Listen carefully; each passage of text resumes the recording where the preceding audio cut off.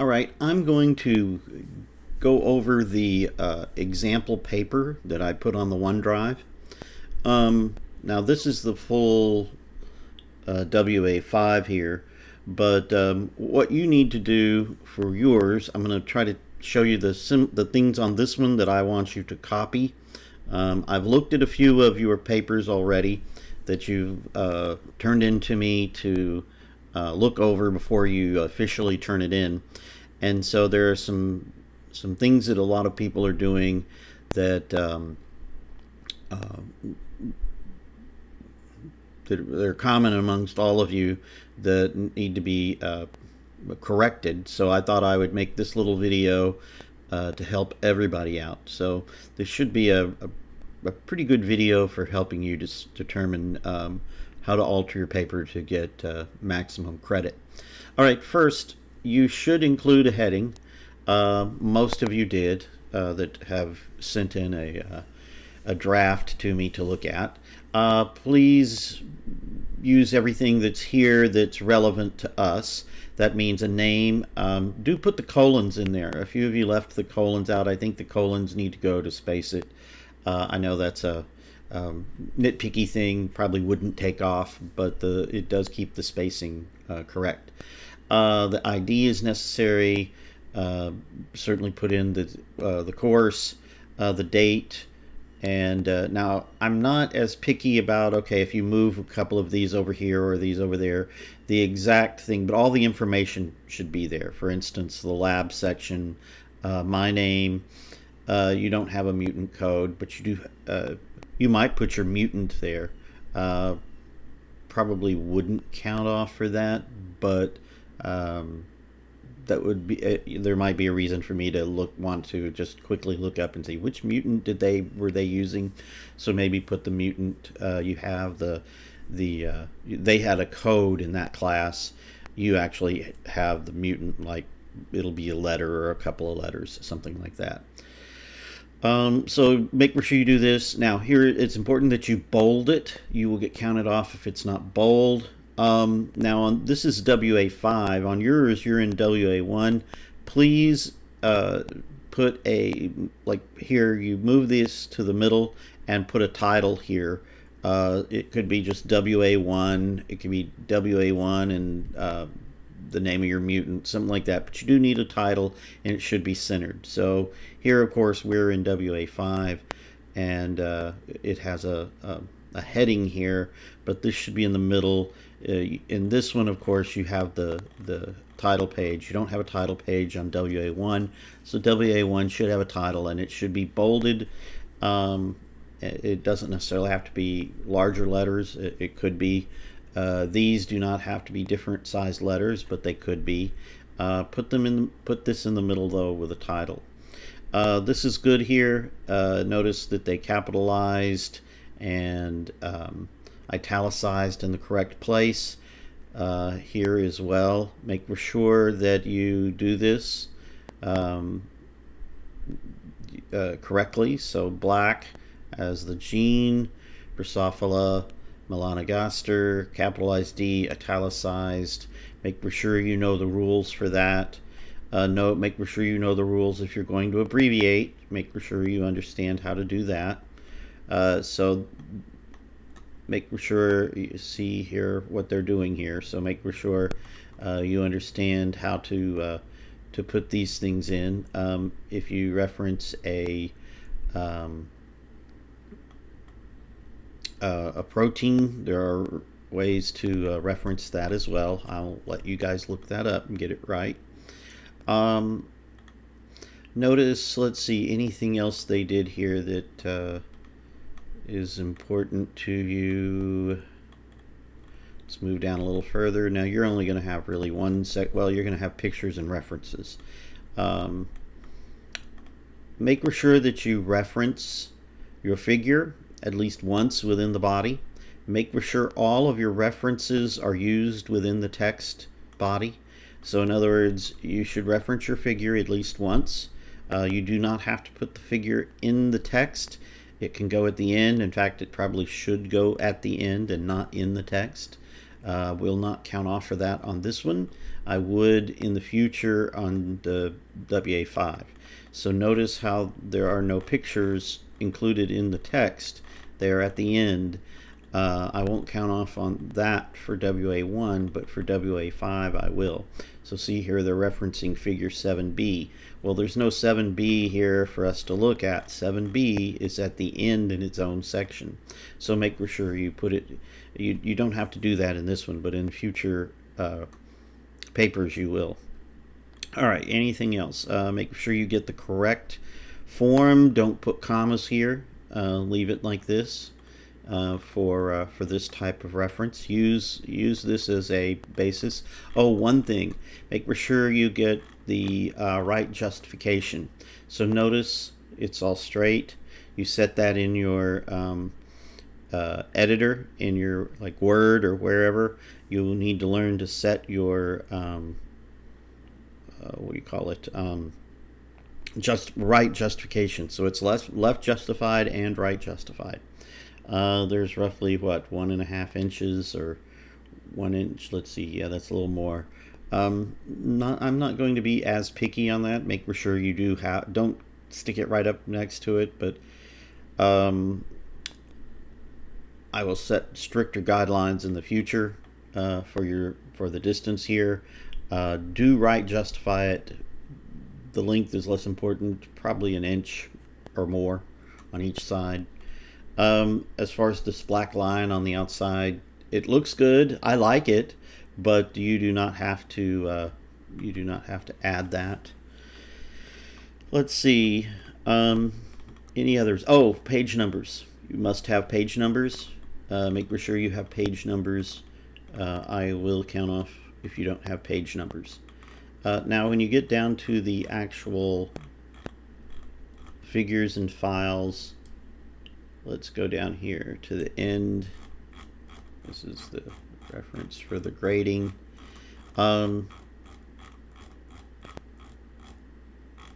This is their bioinformatics stuff. Let's get some other types of references. All right.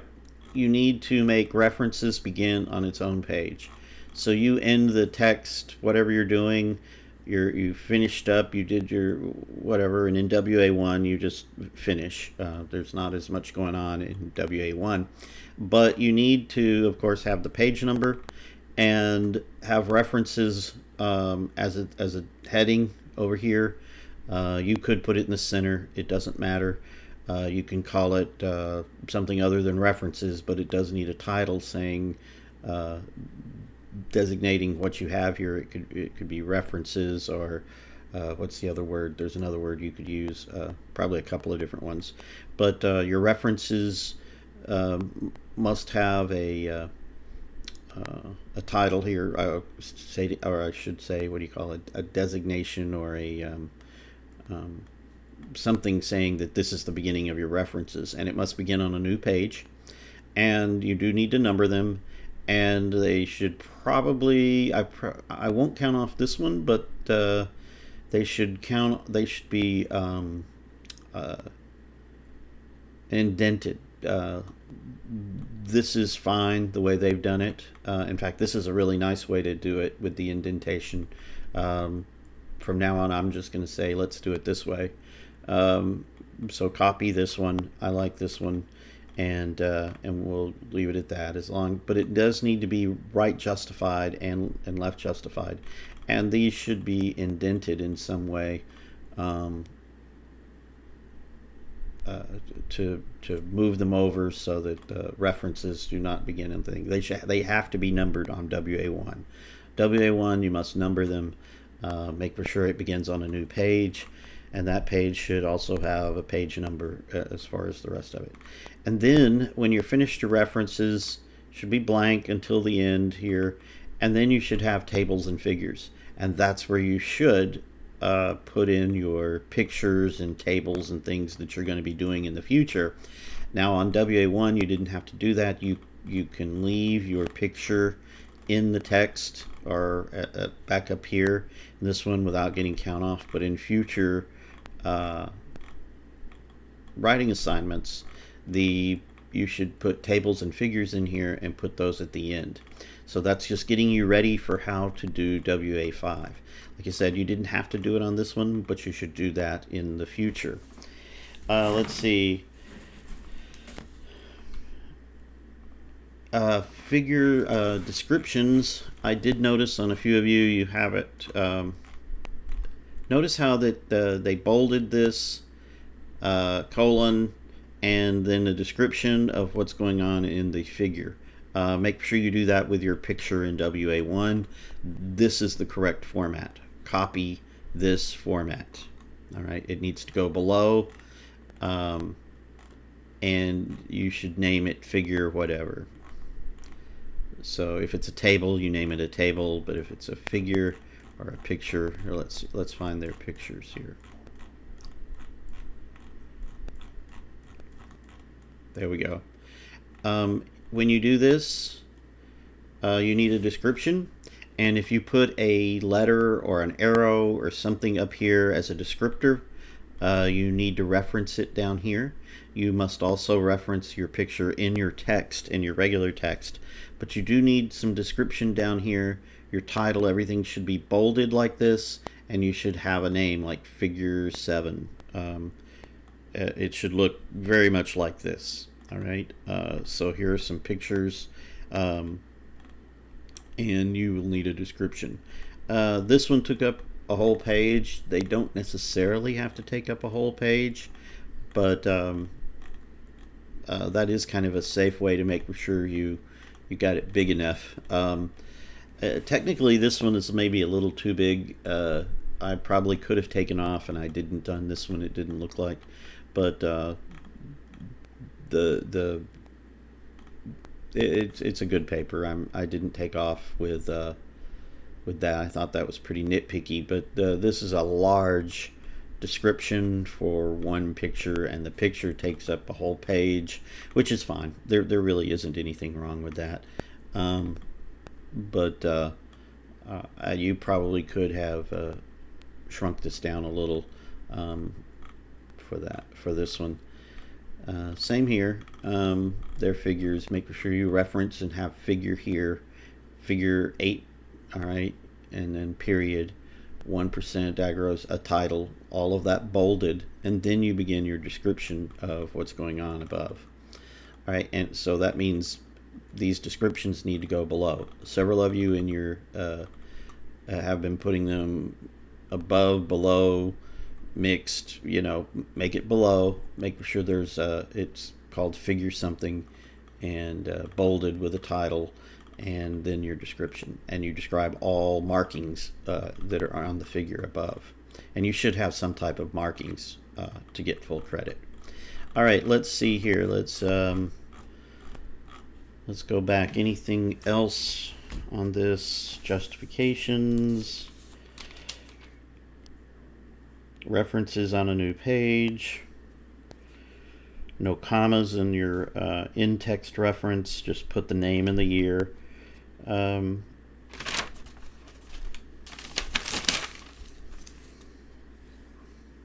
Make sure you reference, all of your references must be referred to in the text at least once. Refer to the picture at least once. Be concise. What does it mean to be concise? Let me go into the text. Notice when they're describing it, they don't use words like something is, I'll use an extreme case here. Let's say you have two different colored eyes, two different flies, and they both have red eyes, but one of them is pinker than the other. All right, or say lighter colored. Try to be as precise, and that goes along with the word concise and precise as possible. So you have two eye colors. One of them is a slightly different shade of red. You need to come up with a way to describe them in a very precise manner. don't just say one is redder than the other. Designate one as, brick red and the other one as orange red. Those are two slightly different colors of red, and refer to them and use those references as you move forward. That's probably not the best. I mean, the way you would technically do it is have some way to find the exact red color in the color wheel or something, and designate a numerical value or something.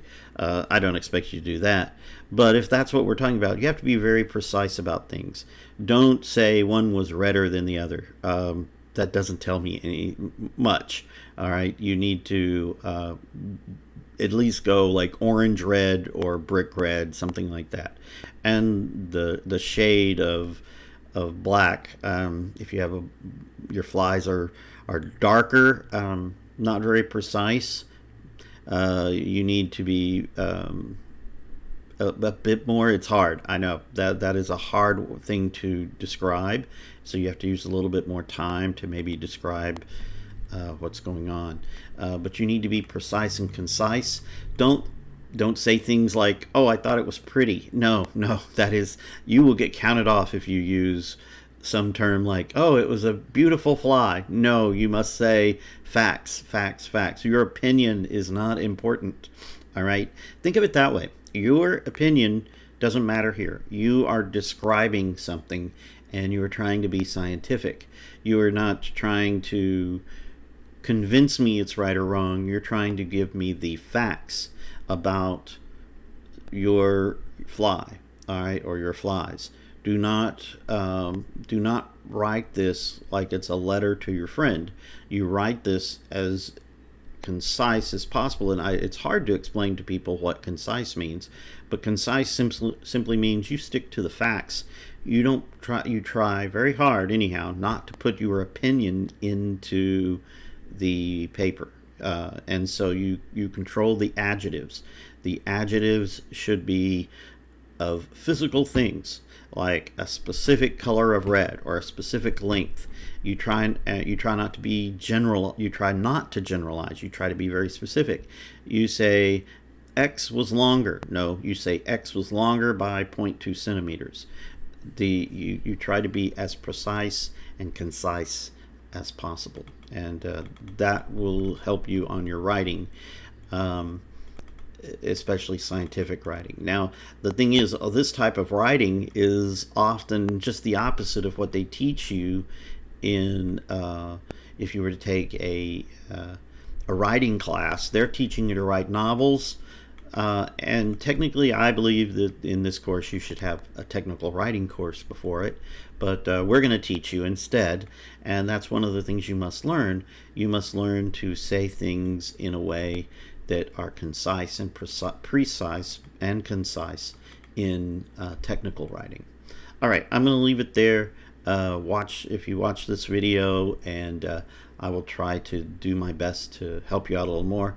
See, I have another, here's the description. So here's the technical rubric. Use the proper spacing, fonts, margins, justification. I've gone over those with you. I don't care about length at this point. The spacing, margins, try to come as close to the example as you can. Make sure you write justify. I won't care too much about the font or anything on this one, as long as it looks technical, a technical font. Don't use some cartoon font. Here it's 1.5 to 2 pages. Not going to worry about that. You do have to have these things and in the right place, like I've mentioned in this video. Make sure you do as I said here. We talked about that. Compare and contrast.